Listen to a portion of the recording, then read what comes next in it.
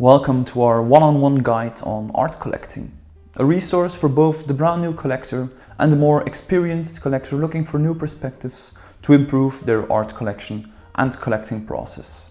Our mission is to support collectors navigating the art world as an insider. So today, we take our art collecting practice into our own hands. We will explain how the art market works, so you will know what to expect and where to collect, followed by some key tips on how to get the most value and satisfaction from being an art collector.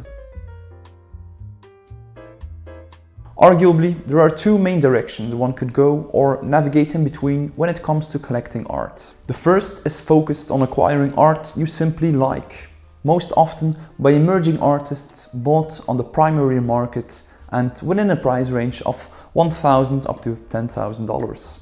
Here, you collect with the heart in the first place. You like the artwork and the artist who made it, so you collect the piece without any intention of selling the artwork later on to make a profit, so you don't actually see this as an investment, and you will probably give the artwork a prominent place in your home. In this case, the main objective of the art collector will be to support this artist in these early stages of their career. They either purchase the artwork directly from the artist or via the gallery representing them. In other words, they become the very first owner of the artwork. The second philosophy or objective when it comes to art collecting is more focused on the potential return on investment when acquiring an artwork, focusing on blue chip art, often on the secondary market, with a price range of starting from $50,000 up to millions. Here, one collects with the mind in the first place, approaching art as an investment, often storing the artwork somewhere safe to sell the artwork in the foreseeable future in order to make a profit. Blue chip artists or established artists have a tremendous selling history due to the steady demand in the art world and beyond.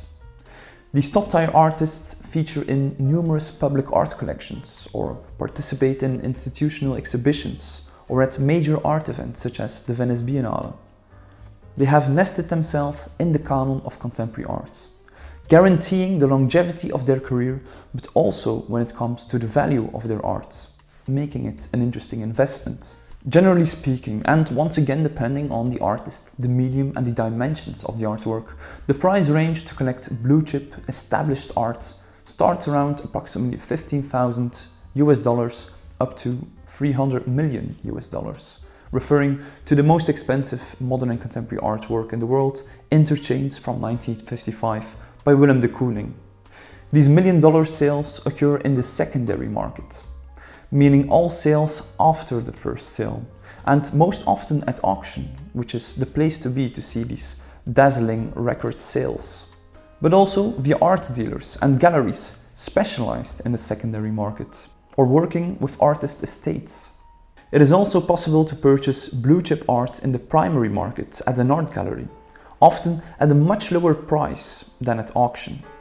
However, due to this tremendous possible return on investment with established artists, galleries are somewhat reluctant to sell blue chip art to unknown private collectors, to prevent seeing the exact same piece they sold a year later at auction, selling for a multiple of the original asking price, so the private collector actually earns more than the artist did, or not selling at all or below expectations, harming the selling history of the artist in question. In reality, most art collectors navigate between these two philosophies of collecting art. Some are more focused on the art they like, but still hope and believe the artist in question will be a future star, making their $5,000 purchase a visionary and strategic masterstroke. In contrast, others focus more on the potential return on investment. However, they do still prefer to buy an artwork by an artist they actually like and to have the artwork in their home to admire on a daily basis. When it comes to the return on investment, you are much more likely to see your money back or to make a profit by collecting blue chip art. However, this is only possible for the super wealthy. A 20% profit over 10 years is very realistic with blue chip art, even though there are no guarantees. Yet on the other hand, if you have an eye to recognize future stars and collect them at the beginning, the return on investment might be much less likely, but it is more volatile, with greater risks but also greater rewards, resulting in possibly a 200% or even 2000% profit when reselling the artwork in question. But in some cases, it is not even our choice, and maybe we are forced to collect only emerging art due to the inaccessibility of blue chip art in the art world, as we've discussed before. And of course, even more due to the tremendously high price tags, so we're missing out on the party. This brings us to our sponsor of this video, Masterworks, who offer in fact a solution for this issue. So I definitely wanted to share their concept and platform. Art as an investment has its best chance for a positive return on investment when collecting the aforementioned very expensive blue chip artists with a very active secondary market and steady selling history. Sadly, most of us don't have a couple of hundreds of thousands of or even millions of dollars to spare, and only the super wealthy are able to reap the benefits of contemporary art's potential as an investment. But what if we would collect a blue chip artwork alongside other collectors who want to invest in them, but individually do not have enough resources? What if we would bundle forces and all owned a small piece of a Mark Rothko or a Gerhard Richter painting? This groundbreaking concept has been put into practice by Masterworks, as they allow you to become a share-based owner of an artwork by a top-tier artist, providing data and expertise to make the best investment possible. So for instance, if you have always wanted to purchase a Basquiat, not to decorate your home, but to diversify your shares and art collection, committing your funds to an iconic established artist with your intention to make a profit by selling the artwork or your share of the artwork within 3 to 10 years, even when you don't belong to the ultra wealthy, Masterworks is the place to go. I can honestly say that I'm a really big fan of this concept. The idea of making blue chip art as an investment accessible to everyone hasn't gone by unnoticed, as they currently have around 500,000 users and counting. The way it works is they purchase an actual masterpiece, giving the opportunity to their users of their platform to become a share-based owner of that masterpiece. When the time and price are right, they will sell the masterwork with profit, which is beneficial to all share-based owners. Up to this day, they have sold 6 paintings, with a returning net average of 29%. An interesting and art-related alternative for stocks, for instance, or to do something with your funds in these times of inflation. I have included a link in the description below to skip the waiting list and to discover Masterworks for yourself.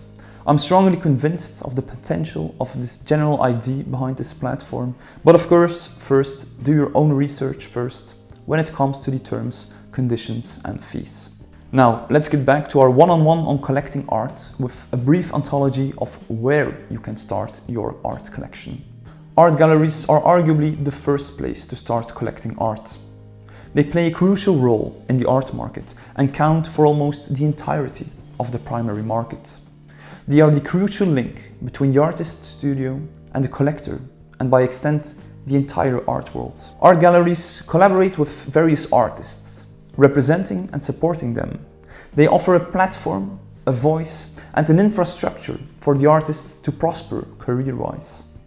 By doing so, as a collector, you can discover new artists at art galleries, seeing their works in the flesh in an ideal environment.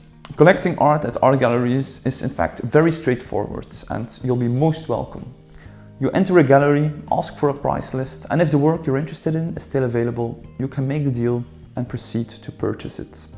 However, as soon as we enter high-tier art galleries, things become a bit more tricky. As we have mentioned earlier in this video, it becomes harder for private collectors to purchase blue chip art. And with the mega galleries, it almost becomes impossible. But aside from the mega galleries, you'll receive a very warm welcome as an art collector at art galleries. Then we have art fairs. As a collector, art fairs can be terrific events to consume a tremendous amount of art in a single day, all packed under the same roof.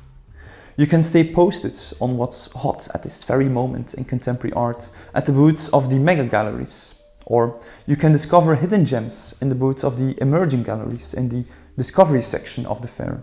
It is true, however, that art fairs can sometimes be a little bit over the top. A feast of abundance and decadence, and sometimes even a bit vulgar when it comes to being too commercial. But in the end, it is always an experience and a great opportunity to see so many top-notch artists on the very same day, with often some very fun parties as well. Galleries pay tremendous amounts to have a booth at art fairs, so they are very focused on selling, of course. And as a result, collectors are more than welcome. Another great place to collect art is inside the artist's studio. Studio visits play an essential role in the life of an artist. They gladly open their doors to gallery directors, curators, and collectors. So if the artist lives nearby and he or she does not have any shows coming up in the foreseeable future, but you are very curious to see and experience their work in real life, don't hesitate to take up contact and ask for a studio visit. The artist will happily accept. These studio visits are in fact an ideal place to get to know the art, but also the artist. You can see their brushes, sketchbooks, their process and more, giving you a unique and exclusive insight into how the artist works. And above all, you can get to know the artist personally, which brings us to our next chapter. Developing personal relationships in the art world is key for collectors. In the end, art is always about people. By developing personal relationships in the art world, you will not only gain access to more art and some behind-the-scenes stuff, but you will also broaden your perspective when it comes to art by engaging in a dialogue with various actors active in the field. And it will be a lot more enjoyable as well when you can share your experience and passion of discovering and collecting art with others. Further, from a networking point of view, knowing some people in the art world can be very interesting to, for instance, attend private openings and having the first opportunity to collect before the show opens to the public. Or you could hear some exciting gossip from a collector-investor perspective, for instance, that an up-and-coming artist who is going to be represented by a mega gallery in the foreseeable future, so now is the time to collect a piece before their prices go up drastically. Having a personal relationship with artists, but also with gallery owners, is not only the start of a potentially budding friendship, but it can also result in a special discount from the gallery owner as a token of genuine gratitude for the excellent relationship you maintain with them. And then there is of course also all the fun social stuff, which is also connected to being acquainted or even friends with gallery owners, artists or other collectors. Think of the dinner parties in the gallery space before the opening of a show, or the after parties, having some drinks with one of your favorite artists who apparently is also a good dancer. Art is about people. Every artwork and exhibition has been created by people who share your passion, which is art. By doing so, collecting or having art in your home becomes even more meaningful. For instance, this painting I have here in my home office is very dear to me. It is titled Parade from 2019 by the Italian painter Tonino Mattu. The artist gifted me this work after a terrific solo exhibition at our gallery in Kortrijk.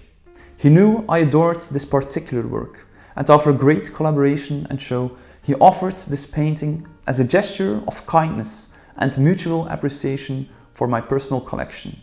A gesture bringing me tremendous joy up to this very day. So the artwork seems to go even beyond its artistic value, having a special place not only in my home office, but also in my heart. Art is a feast, so rejoice and participate in its joy. I hope you enjoyed this video and maybe it has given you some direction on where to start your art collection, or for the more experienced collectors that you found some advice to get more out of your experience as a collector. Further, I kindly invite you to discover the artists we represent with CAI Gallery via the link in the description below, and maybe you'll discover your next or maybe your first acquisition to your art collection. Thank you so much for tuning in today. Feel free to watch our video series on abstract art next. Support us on Patreon and please consider subscribing to stay posted for more contemporary art. Bye.